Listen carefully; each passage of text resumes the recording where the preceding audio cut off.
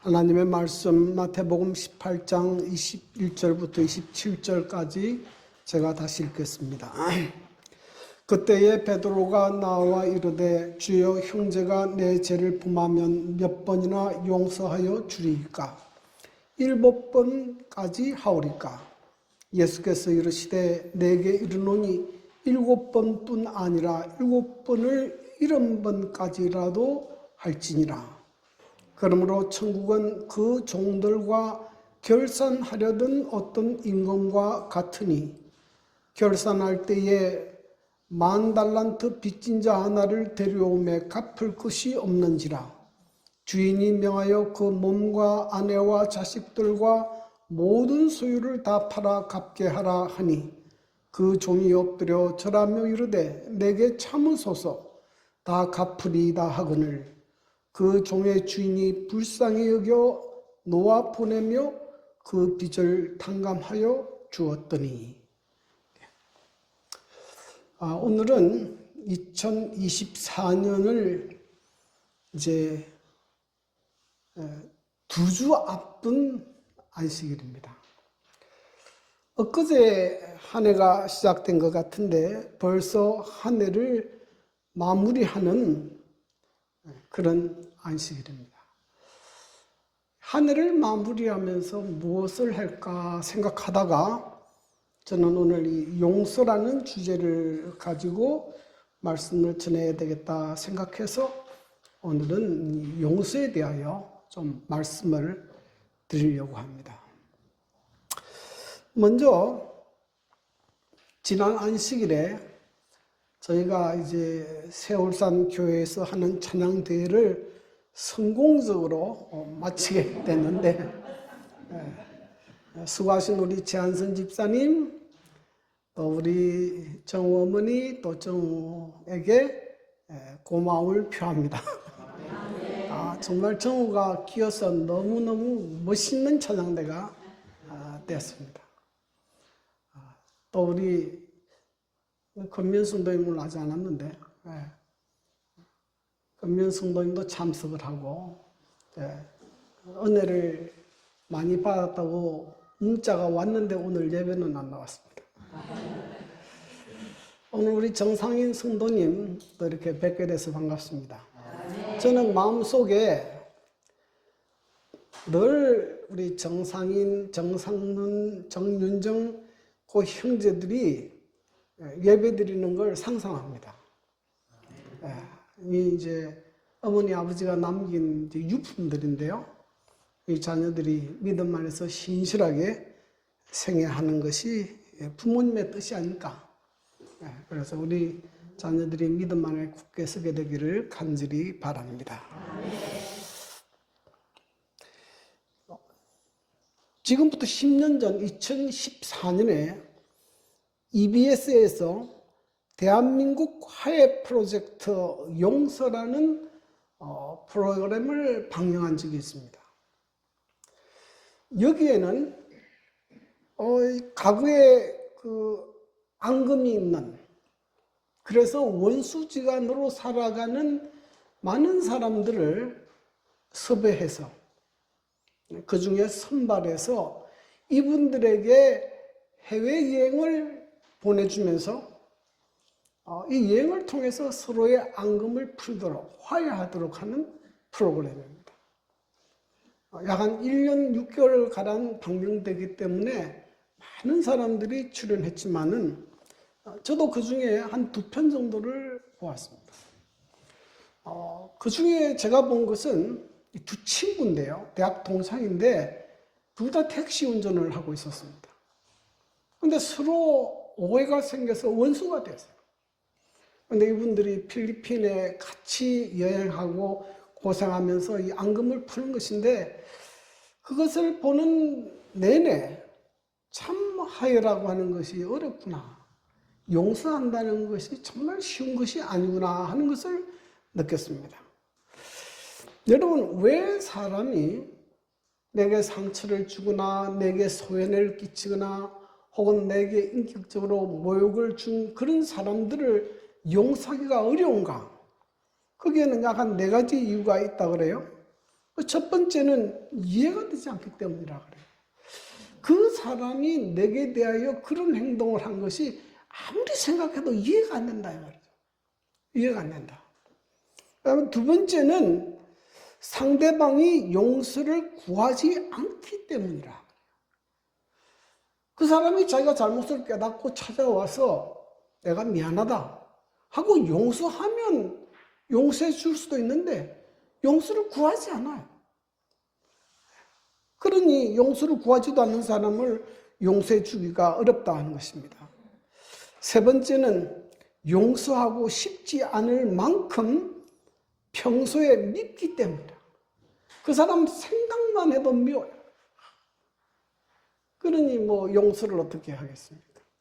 네 번째는 용서하기 힘들 정도로 내가 입은 손해와 상처가 크기 때문이라. 그래서 사람들이 용서하기가 어렵다. 그런데 여러분, 이런 인간적 차원에서 바라보면 정말 용서는 불가능합니다. 그런데 왜 하나님께서는 우리에게 용서하라고 명령하시는가? 그래서 오늘은 이 성경적인 의미에서 왜 용서해야 되는가? 용서해야 되는 그 뿌리가 되는 근거는 무엇인가? 그리고 우리가 용서하지 않을 때 하나님께서는 우리를 어떻게 취급하시는가? 이런 문제들을 좀 살펴보고자 합니다. 오늘 본문 말씀은 베드로의 질문으로부터 시작합니다. 그때 베드로가 나와 이르되 주여 형제가 내게 죄를 범하면 몇 번이나 용서하여 주리까? 7번까지 하오리까? 일반적으로 유대인들은 다른 사람들이 내게 잘못할 때에는 3번까지는 용서해 주라고 가르칩니다. 우리나라에도 무슨 속담이 있습니까? 3번까지는 용서해 준다. 비슷해요. 그런데 베드로가 예수님과 같이 다니다 보니 예수님은 그것보다 훨씬 더 사랑이 많은 분이기 때문에 몇 번까지? 7번까지 용서하리까? 그렇게 물었습니다. 그때 예수님께서 대답하시기를 7번뿐만 아니라 뭐까지라도 7번을 70번까지라도 할지니라. 7번을 70번 하면 몇 번입니까? 490번. 그럼 490번 용서란 말입니까? 네. 이것은 무제한적으로 용서하라 하는 그런 의미입니다. 왜 그리스도인들은 다른 사람의 잘못에 대해서 무제한적으로 용서해야 되는가? 그것을 예수님께서 한 비유로 말씀을 하셨습니다. 자, 첫 번째는 우리는 하나님께로부터 죄 용서받은 자임을 기억하라 하는 것입니다. 오늘 예수님께서 말씀하실 때 이렇게 말씀했습니다. 그러므로 천국은 그 종들과 결산하려 하던 어떤 임금과 같으니 그랬어요. 천국을 종들과 결산하려는 어떤 임금으로 표현했습니다. 여기 임금은 누구겠습니까? 네. 천국의 주인 되시기 때문에 우리가 흔히 표현할 때 예수님이라고 표현할 수 있죠. 이 예수님과 결산해야 되는 종은 누구겠습니까? 우리를 표현하는 것이죠. 그런데 오늘 이 성경 본문 말씀을 보면 이 종은 일반적인 그런 종은 아닌 것 같아요. 왜냐하면 여기에 10,000달란트가 어마어마한데 큰 금액인데 이런 금액을 임의로 지출하고 사용할 수 있는 종 같으면 적어도 정부의 고위공직자나 아주 높은 직급의 신하일 것이다 생각합니다. 그러니까 하나님께서 우리를 창조하실 때에 우리를 하나님의 형상으로 창조하시고 우리에게 생명을 주시고 자유의지를 주셨을 뿐만 아니라 이 온 지구를 통치하는 권리도 주셨습니다. 그런 의미가 담겨 있습니다. 그런데 오늘 이 결산을 내보니까 이 사람이 얼마 빚을 졌습니까? 1만 달란트의 빚을 졌는데 1만 달란트가 얼마나 큰 금액인가? 1달란트가 금 37에서 40kg입니다. 어마어마하게 큰 양이죠. 그러니까 그 당시에 1달란트는 노동자 6,000일의 품삯이었다 그래요. 그러니까 이거를 10만 원으로 계산해도 뭡니까? 엄청나죠? 네. 그런데 1만 달란트는 얼마의 품삯입니까? 6천만 일의 품삯이에요. 우리가 100년을 살아도 몇 살밖에 못 삽니까? 예? 100년을 살아도요, 36,500일밖에 못 사는데, 이 사람 지금 빚은 얼마라고요? 6천만 일 이래야 갚아야 되는 품삯이에요. 갚을 수 있습니까? 없습니까? 못 갚아요. 이게 엄청난 값. 제가 인터넷에 검색을 해보니까 지금 가치로, 유대인 가치로 해도 9조 원이 넘더라고요. 엄청난 돈이에요. 그래서 주인이 명합니다. 그 몸과 아내와 자식들과 모든 소유를 다 팔아 갚게 하라. 그 당시 풍습이에요.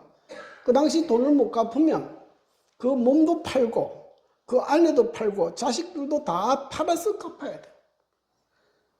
그런데 이걸 다 팔면 빚을 갚을 수 있습니까?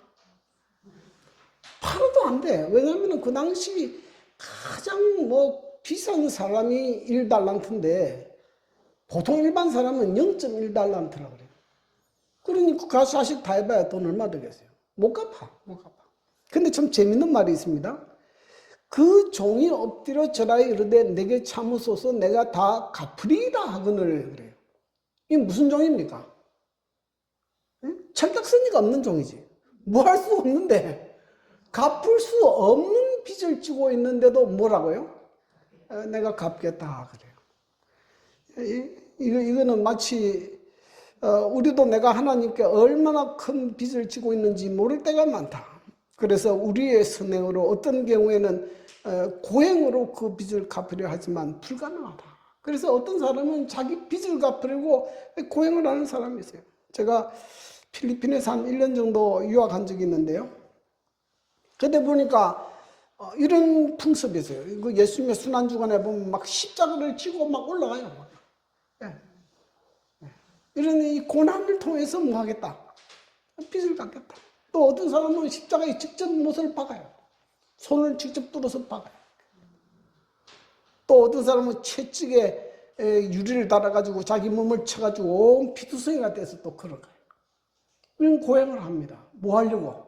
속죄하려고. 어떤 사람은 불의를 막 걸어가요. 네. 근데 여러분, 인간의 어떤 선행도, 인간의 어떠한 고행도, 어떤 노력도 우리의 진 빚을 뭐 할 수 없다는 겁니까? 갚을 수 없다는 것이에요. 근데 이 사람은 어떻게 빚을 갚느냐? 마태복음 18장 27절에 보면 그 종의 주인이 뭐하여 보여?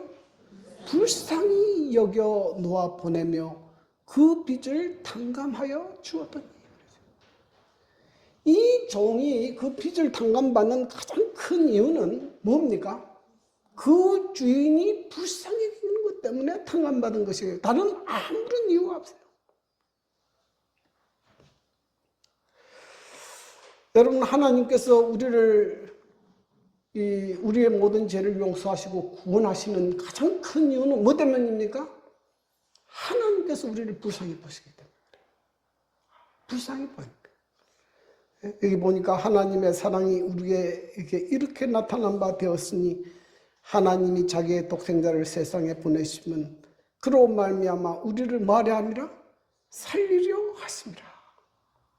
하나님이 불쌍히 계셔서 하나님이 그 빚을 탕감해 주었기 때문에 우리를 용서하시는 거예요. 이 기절을 읽을 때마다 제가 생각나는 일이 있는데 제 어릴 때 생각이 납니다. 제가 어릴 때 그 통영에 그 시청 앞에 우리 집이 있었는데 제가 한 6살쯤 됐을 것 같아요. 그때 저희 동네에서 유행한 것이 뭐냐면 돌싸움을 많이 했어요. 서로에게 막 돌을 던지는 게 그게 이제 그 애들끼리의 재미있는 게임이었습니다. 그 돌을 던지다 보니 습관이 돼가지고 우리 집 앞에 큰 빵집이 있었는데 그 빵집에 진열장이 아주 큰 진열장이 있고 빵을 쫙 진열했어요. 근데 그게 호기심이 갔어요. 내가 저 유리창에 돌을 던지면 깨질까? 안 깨질까? 그래가지고 돌멩이를 하나 가지고 탁 던졌는데 와장창 깨졌어요. 너무 놀래가지고 제가 신속하게 시청 안에 있는 안뜰로 들어가서 숨었어요. 그래도 저녁이 돼도 집에 너무 못 가요. 그러니까 날이 어둑어둑해지니까 아버지가 부르더라고요.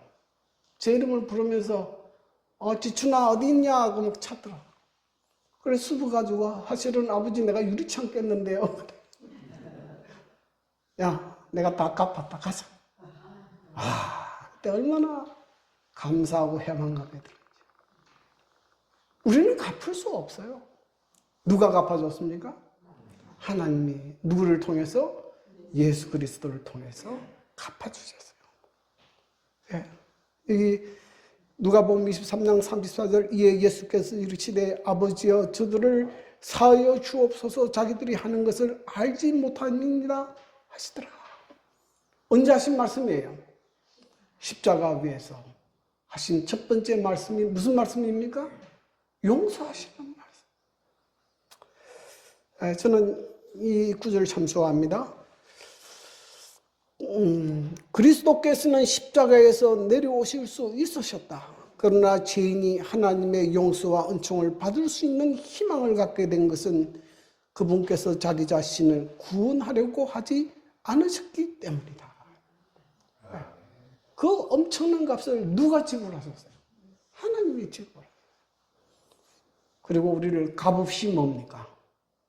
죄의 빚을 탕감해 주시고 우리를 의롭다고 하시고 구원하여 주셨습니다. 우리가 그런 하나님의 용서하신 은혜를 경험한 사람이라 하는 것입니다. 그 다음에 두 번째로 이 비유를 통해서 예수님께서 우리에게 가르치는 교훈은 하나님께로부터 용서받은 자는 다른 사람을 용서해야 한다는 것입니다. 그런데 이 종이 이제 탕감을 받고 이제 자유함을 받고 이제 나갑니다. 나가다가 누굴 만났습니까? 100데나리온 빚진 동료 한 사람을 만나게 됩니다. 여러분 이 빚이라고 하는 게 나도 다른 사람에게 빚을 질 때도 있지만은 나도 뭐 할 수 있다고요? 빚 받을 사람이 있어요. 그렇지 않습니까? 이 사람도 자기가 빚 받을 사람이 있는 거예요. 몇 데나리온이라고요? 100데나리온. 100데나리온은 성인 100일의 품삯입니다. 그러니까 뭐 일반적으로 생각하면 10만 원으로 생각하면 얼마고? 1000만 원이고 뭐 20만 원이나 30만 원 생각하면 많아야 2000만 원, 3000만 원 돼. 뭐 많은 돈이지만은 뭐 할 수 있는 돈이에요. 갚을 수 있는 돈이에요. 자, 이런 빚진 사람을 만나게 되면 어떻게 해야 되느냐 하는 것입니다. 성경에 보면 이런 말씀이 있죠. 만일 하루에 7번이라도 내게 죄를 짓고 7번 내게 돌아와 내가 회개하노라 하거든 너는 뭐하라? 용서하라. 어떤 사람이 내게 죄를 범했는데 내게 참 피해를 입혔는데 그 사람이 내게 와서 내가 정말 잘못했다. 내가 실수로 그렇게 했으니 용서해라. 그러면 뭐 할 수 있습니까? 그럼 용서할 수 있죠. 우리가 뭐 그리스도인으로서 그런 사람 뭐 용서할 수 있잖아요. 그런데 이런 사람은 어떻게 합니까? 전혀 용서도 구하지도 않아. 죄책감도 느끼지 않아. 아주 뻔뻔해. 나한테 엄청난 죄를 짓고도 양심의 가책 느끼잖아. 그런 사람은 어떻게 해야 되냐? 여러분 어떻게 해야 됩니까? 이 문제에 대해서도 이렇게 이야기합니다. 기도라는 그 연애신의 240페이지에 이런 말씀이 있어요. 우리는 우리에게 해를 끼친 자들이 잘못을 고백하지 않는 한 그들을 용서해 주지 않아도 괜찮다고 생각해서는 안 된다. 물론 회개와 고백으로 마음을 겸손하게 하는 것이 그들의 도리이긴 하나 우리는 우리에게 잘못을 범한 자들이 그 실수를 고백하든지 하지 않든지 간에 그들에 대하여 긍휼의 정신을 가져야 한다. 그들이 우리에게 아무리 심한 상처를 줄지라도 불만을 품거나 상처를 받은 자신을 동정하지 말며 우리가 하나님께 범죄한 것을 용서받으려 하는 것처럼 우리에게 잘못한 모든 사람을 용서해 주어야 한다. 우리한테도 실수하고 잘못을 저지른 사람들이 있지 않습니까? 그런 사람들이 자기의 잘못을 뉘우치고 회개하지 않더라도 뭐 해야 된다? 용서해야 된다. 왜 하나님께서 이렇게 말씀하시는가 하면 이 속에도 우리를 향한 깊은 사랑이 있습니다. 여기 보면 만일 용서하지 않고 마음의 원한과 분노, 증오를 품고 있으면 그 피해는 고스란히 용서하지 못하는 자의 몫이 된다. 그것은 치명적인 독이 되어 우울증의 원인이 되기도 하고 정신적으로 육체적으로 우리에게 치명적인 악영향을 미친다.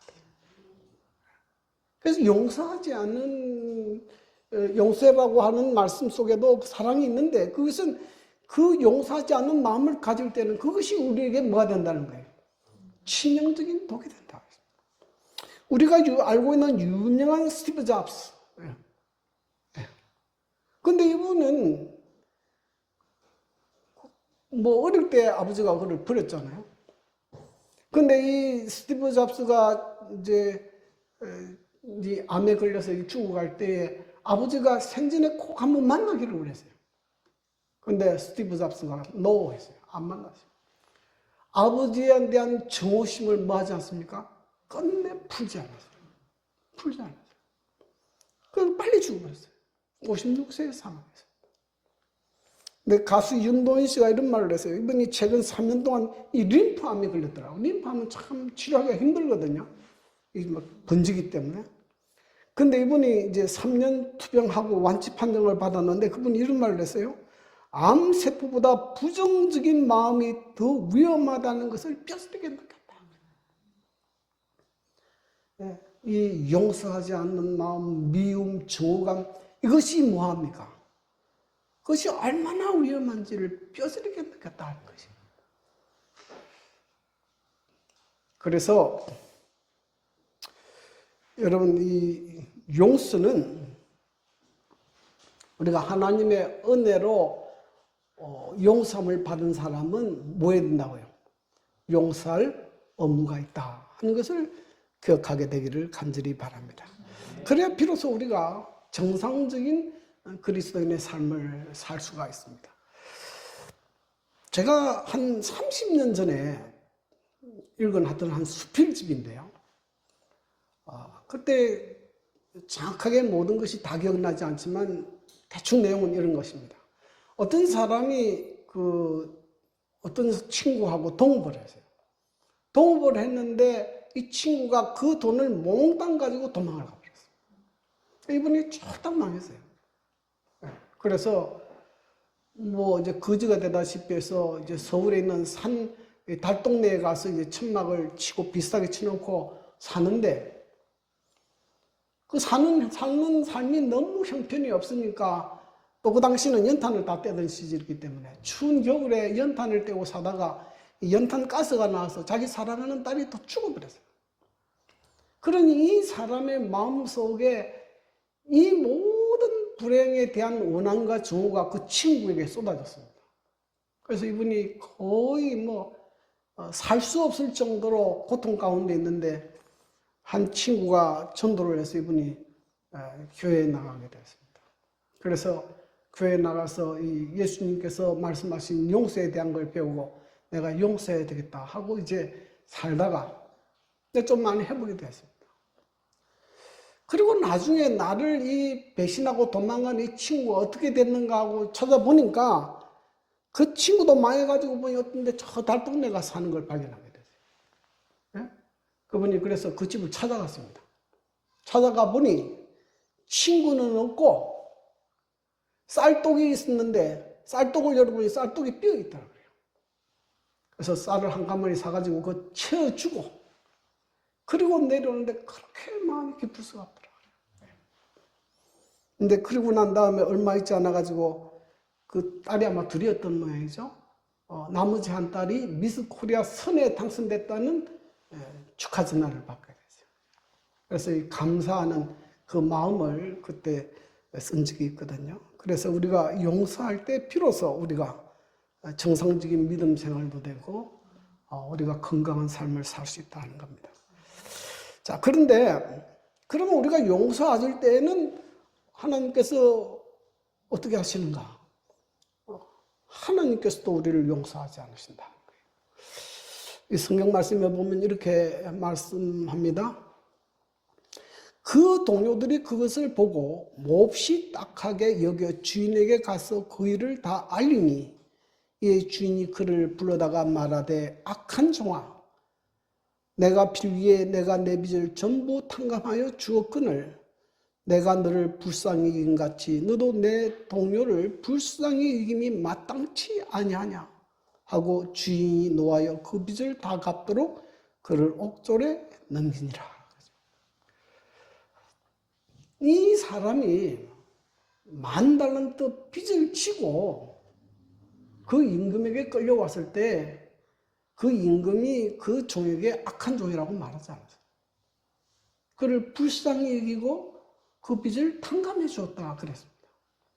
그런데 이 사람이 자기에게 빚진 사람에게 뭐 하지 않았을 때, 용서해 주지 않았을 때를 그 사람을 보고 뭐라 그랬어요? 악한 종이라, 악하다, 악하다, 악하다. 네. 여기 보니까 이렇게 나왔습니다. 다른 사람에게 긍휼을 베풀지 않는 자는 자기 자신이 하나님의 용서하시는 은혜에 참여하지 못했다는 것을 드러낸다. 그래서 우리가 정말 저 사람은 하나님께서 주시는 용서하시는 은혜를 받았는가 받지 않았는가를 뭘 보고 알 수 있다는 겁니까? 다른 사람에게 베푸는 이 은혜를, 용서를 보고 판단한다는 것이에요. 이런 말씀이 있습니다. 그가 비록 한때 죄의 용서를 받은 것이 사실이라 할지라도 그의 각박한 정신은 그가 이제 하나님의 용서하시는 사랑을 거절하고 있다는 것을 보여주고 있다. 그는 자기 자신을 하나님에게서 분리시켰고 죄의 사함을 받기 전과 똑같은 형편에 처해 있다. 그는 자기의 회개를 부인했고 그의 죄는 마치 그가 회개하지 아니한 것처럼 그에게 뭐하고 있다? 머물러 있다. 자기는 하나님께로 큰 용서를 받아놓고 내게 빚진 사람에게 용서하지 않을 때는 하나님께서 그를 어떻게 취급하시는가 하면 그는 자기 회개를 부인했고 그의 죄는 마치 그가 회개하지 아니한 것처럼 그에게 머물러 있다. 그래서 이 비유가 주는 가장 큰 교훈은 하나님의 자비와 인간의 몰인정을 대조하는 데서 찾아있다. 그러니까 하나님께서는 다른 사람에게 대하여 몰인정한 것에 대해서 굉장히 불책이 계신다 알 수가 있습니다. 여러분, 우리가 2014년 세월호 사건 때 모든 사람들이 분노한 것은 인간에 대한 몰인정이에요. 몰인정이죠. 네.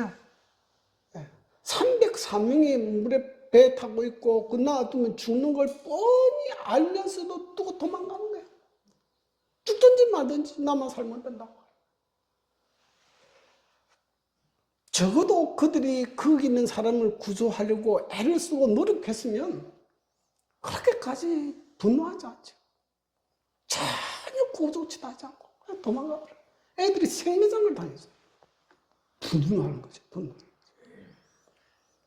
그러므로 여러분, 하나님의 용서하시는 은혜를 받은 사람으로서 각박한 정신, 몰인정한 태도를 보이지 않게 되기를 간절히 바랍니다. 우리가 잘못 이런 실수를 범할 수 있습니다. 그리스도인들은 술을 먹지 않기 때문에 정신이 말짱해가지고 이방인보다도 용서를 더 잘 못한다 이런 말이 있어요. 이방 사람들은 그냥 기분 나쁘면 술이라도 한 잔 먹고 푸는데 예수 믿는 사람은 안 풀어. 끝까지 가자 이러고 싸우는 거 보는 거 자주 일어나지 않습니까? 그래서는 안 된다는 거예요. 그런 사람은 천국에 갈 자리가 없다는 거예요. 천국에 갈 자리가 없다. 이 비유는 구원받은 사람이 어떻게 살아야 되는지를 우리에게 아주 분명하게 말씀하고 있습니다. 어떤 왕이 있었는데 이 왕에게 세 아들이 있었습니다. 근데 이 세 아들 중에 누구에게 왕위를 줄 것인가 고민하다가 가장 착한 아들에게 왕위를 물려주겠다 그러죠. 그리고 3개월의 시간을 주면서 착한 일을 하라고 했습니다. 그랬더니 첫째 아들은 3개월 후에 돌아왔는데 무슨 착한 일을 했느냐 물어보니까 어떤 사람이 내게 황금 주머니를 맡겼는데 그만 잘못돼서 그 사람이 불에 다 죽였다. 근데 내가 그 황금 주머니를 취하지 않고 찾아내서 그 가족에게 황금 주머니를 돌려주었다. 착한 일입니까? 착한 일이죠. 왕이 들으면서 착한 일은 착한 일이지만 그 원래 네 것 아닌데 돌려줬으니 당연한 거 아니냐. 둘째 아들은 어떤 사람이 물에 빠져 죽어가는데 제가 들어가서 그 사람을 구원해 주었습니다. 그래서 그것도 착한 일은 착한 일이지만은 인간으로서 당연히 해야 될 일 아니냐 그렇게 했습니다. 셋째 아들은 넌 뭐 했냐? 내가 길을 걸어가는데 평소에 나하고 굉장히 악연을 가졌던 원수 같은 사람을 만났는데 이 사람이 술에 취해가지고 누워있는데 어디 누워있는가 하면 절벽 끝트머리에 누워있다 그래. 그래서 자칫하면 절벽에 떨어져가지고 산산조각이 나서 죽을 판인데 그대로 두고 오고 싶지만은 저렇게 있으면 죽을 것 같다 생각이 들어서 깨워가지고 정신을 깨워가지고 데리고 가서 집에다가 데려다 주었습니다. 그러니 그 아버지가 네가 제일 착하다 그랬다. 여러분 내게 피해를 입히고 내게 상처를 주고 내게 모욕을 준 그 사람을 용서하는 건 절대로 쉬운 일이 아니에요. 하나님께서 우리에게 주시는 용서하는 은혜가 없으면 그건 불가능한 일입니다. 그러나 우리는 하나님께로부터 엄청난 10,000달란트 빚을 탕감받은 사람으로서 하나님의 주시는 은혜를 힘입어 용서하는 사람으로 살게 되기를 간절히 바랍니다.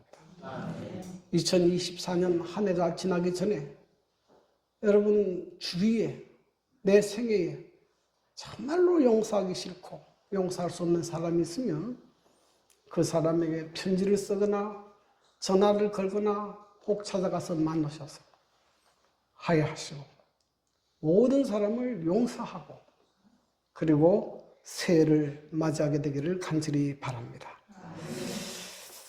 에베소 4장 32절 서로 친절하게 하며 불쌍히 여기며 서로 용서하기를 하나님이 그리스도 안에서 너희를 용서하신 것 같이 하라.